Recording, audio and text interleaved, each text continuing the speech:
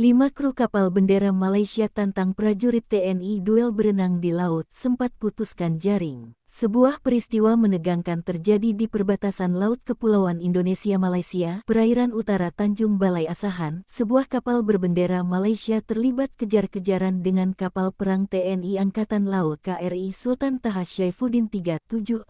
Kejadian itu berawal dari patroli laut yang sedang dilaksanakan KRI Sultan Taha Syaifuddin 376.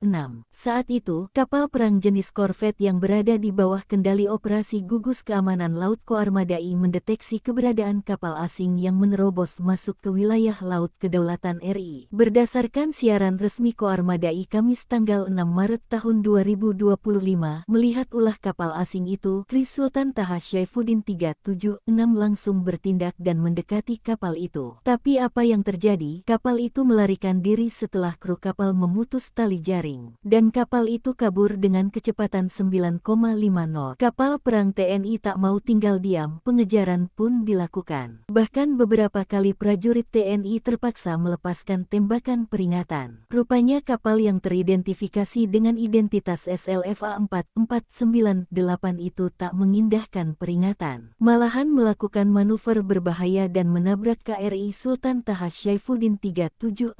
Akibat tabrakan itu, kapal asing mengalami kerusakan parah di anjungan, bahkan lambung kapal pecah dan kapal tenggelam di perairan Grey Area, Selat Malaka. Meski kapal mereka telah hancur, para anak buah kapal berusaha kabur dengan cara merenangi lautan. Tapi upaya mereka sia-sia, mereka ditangkap. Setelah dilakukan pemeriksaan, ternyata 5 ABK itu berasal dari Myanmar. Dan ditemukan barang bukti bendera Malaysia, alat navigasi dan jurnal kapal. Jadi mereka ini adalah pencuri ikan yang nekat melakukan penangkapan ikan ilegal di perairan Indonesia.